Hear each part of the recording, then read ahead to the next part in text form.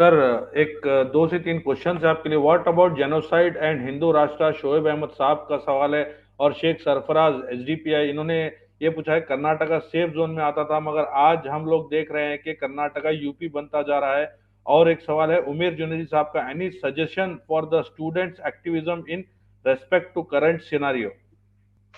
पहला चीज जो जेनोसाइड के बारे में पूछा, वो बहुत सीरियस है। इंशाल्लाह मैं कल या परसों में जेनोसाइड के बारे में एक टॉक मैं दे रहा हूँ। इंशाल्लाह मैं आपके चैनल को भी वो प्रोवाइड करूंगा वीडियो। तो उसमें जो ओके है सर। ये जेनोसाइड के बारे में जो है हमें जानना बहुत जरूरी होगा, क्योंकि ये जेनोसाइड का जो प्लान है, जो हम सोचते थे कि रवांडा में हुआ, यहाँ हुआ, इंडिया में भी हो सकता है। इंडिया में जी। भी जो आरएसएस की जो टीम्स हैं, जो ये संघ परिवार के टीम्स हैं, ये लोग सीरियसली इसके बारे में डिस्कशन हो रहे हैं। और अलग अलग अलग जगह से मिलते हैं। मैं भी इंडिया में अलग अलग जगह जहां पर जा रहा हूँ, अलग अलग जर्नलिस्ट से मिल रहा हूँ, अलग अलग लोकल मुस्लिम लीडर से मिल रहा हूँ, लोकल एक्टिविस्ट से मिल रहा हूँ। और हर जगह से लोग हमें रिपोर्ट करते हैं कि हमारे यहाँ पर आरएसएस के लीडर इस तरीके की चीज डिस्कस कर रहे थे, हमारे यहाँ पर आरएसएस के कैडर्स ऐसा डिस्कस कर रहे थे। तो ये जेनोसाइड का जो आपने हरिद्वार में सुना, ऐसा मत समझिए कि all of a sudden Haridwar में वो आ गया। ये बहुत सालों से एक एजुकेशन आरएसएस अपने शाखाओं में और अपने एफिलिएट ऑर्गेनाइजेशंस के ग्रुप्स में ये नॉलेज, एक जेनोसाइड का नॉलेज और एजुकेशन देते आ रहा है। उसका रिजल्ट आप देख रहे हैं कि आपने वहां पर देखा। तो ये जो मुस्लिम जेनोसाइड का जो इनका कॉन्सेप्ट है, वो कॉन्सेप्ट ये सिर्फ ऐसे ही एक भड़काऊ स्पीच नहीं था। ये बहुत सालों से आरएसएस एजुकेशन दे रहा है, और इंडिया की मुस्लिम लीडरशिप को और सेक्युलर लीडरशिप को इस चीज को सीरियसली लेना है कि कभी भी यहाँ पर एक जेनोसाइड जैसा एक माहौल हो सकता है। ऐसा नहीं है कि पूरे इंडिया में एक साथ होगा, लेकिन इंडिया के अलग अलग पॉकेट्स को सिलेक्ट कर कर ये लोग कभी भी इस तरीके का एक जेनोसाइड कर सकते हैं। कोई थ्रेट सीरियस है। सेकेंड चीज, एक एक चीज हमसे पूछे थे कि स्टूडेंट्स एक्टिविज्म के बारे में। देखिए, स्टूडेंट्स को मैं ये कहना चाहता हूँ कि स्टूडेंट्स के अंदर जो है एक दो प्रायोरिटीज आप लोग डिसाइड कर लीजिए। नंबर वन जो है, अपने अपने आप को एक काबिलियत लेके आइए। एक काबिलियत मतलब आप जिस फील्ड में हो उस फील्ड के आपको एक्सपर्ट होने चाहिए, क्योंकि आज मुस्लिम कम्युनिटी को एक्सपर्ट्स चाहिए। हमें हर फील्ड में माहिर चाहिए। चाहे लॉ हो, चाहे हिस्ट्री हो, चाहे पॉलिटिकल साइंस हो, चाहे साइंस हो, चाहे रिसर्च हो, चाहे इंफॉर्मेशन टेक्नोलॉजी हो। ये चीजों में आपको, क्योंकि एक कम्युनिटी का जो असल कैपिटल होता है वो उस कम्युनिटी के अंदर कितने रिसोर्स पर्सन हैं उस पर डिफाइंड होकर रहता है। Number one. नंबर टू, आप अपने स्किल सेट और कैपेबिलिटीज को डेवलप करते रहते हैं, लेकिन उसके साथ साथ आप ऐसा मत बनिए जो इतने सालों से मुसलमानों ने किया। वो ये था कि अपने एजुकेशन के पीछे चले गए, फिर गवर्नमेंट जॉब और अलग अलग जॉब में लग गए, फिर जब उम्र 60 साल की हो गई तब एक आराम कुर्सी पर आकर बैठकर कौम का फिक्र आ जाता है। वैसा नहीं होना चाहिए।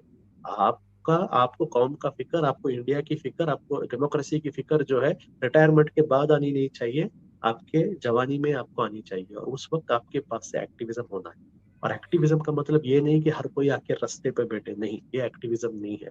आपका जो सलाहियत है उस सलाहियत को जो है आप अपने प्लेटफॉर्म्स में इस्तेमाल कीजिए, वो एक्टिविज्म है। अगर कोई जर्नलिस्ट है तो जर्नलिज्म में आप कीजिए, अगर कोई हिस्टोरियन है तो हिस्ट्री में आप कीजिए, अगर आप कोई डॉक्टर है तो आप उस तरीके से कीजिए, अगर आप एक लॉयर है तो आप लीगल डिफेंस में कीजिए। तो एक्टिविज्म को डिफाइन करना है। एक्टिविज्म का मतलब हर किसी को रास्ते में आना नहीं, हाँ, लेकिन जब जरूरत पड़े तब आना भी पड़ेगा, समझे। जब पूरा का पूरा माहौल खराब हो गया उस वक्त आप एक एसी रूम के अंदर लैपटॉप के पीछे बैठने से कुछ होने वाला नहीं है। उस वक्त जी। अगर आपको आपको आपके हुकूक के लिए, डेमोक्रेसी के लिए, राइट्स के लिए अगर रास्तों पे आना पड़ा, जिस तरीके से फार्मर्स को आए, तो आपको आना पड़ेगा। लेकिन ऑन दी अदर साइड आपको अपने स्किल सेट से जो है एक्टिविज्म, अपने स्किल का एक्टिविज्म आपको सीखना पड़ेगा।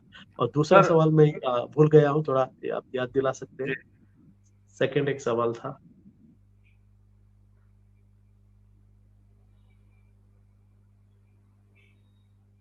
हिंदू राष्ट्र के बारे में था सर। देखिए, ये जो वर्ड है हिंदू राष्ट्र, ये असल में बेसिक, ये असल में गुमराह करने का बात है।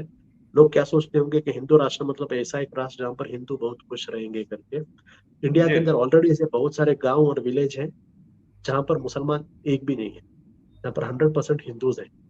क्या वो गांव, क्या वो शहर सिंगापुर बन गए क्या? क्या वो अमेरिका से ज्यादा वहां पर एम्प्लॉयमेंट है?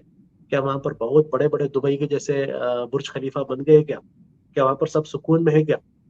तो ये जो एक कॉन्सेप्ट लोग बना रहे हैं कि हिंदू राष्ट्र, हिंदू राष्ट्र, ये असल में जो है एक मनुवाद राष्ट्र है। यानी एक छोटा सेक्शन जो पूरी की पूरी हिंदू कम्युनिटी को इस्तेमाल करना चाहता है अपने पर्पस की वजह से, उनके हाथ में पावर देना।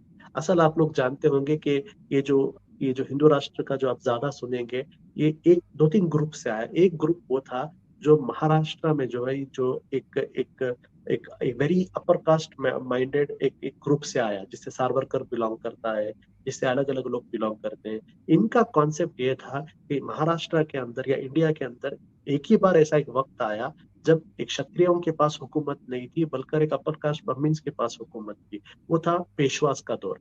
तो जब जी अंग्रेज आए और पेशवा का दौर चला गया, इनको सबसे बड़ा प्रॉब्लम यही हुआ कि वो हमारा हुकूमत चला गया। अब तो वो अब एक अपर कास्ट का हुकूमत वापिस लाना है, इसलिए अब मनुवाद राष्ट्र या ब्राह्मण राष्ट्र तो नहीं बोल सकते, इसलिए हिंदू राष्ट्र कह रहे हैं।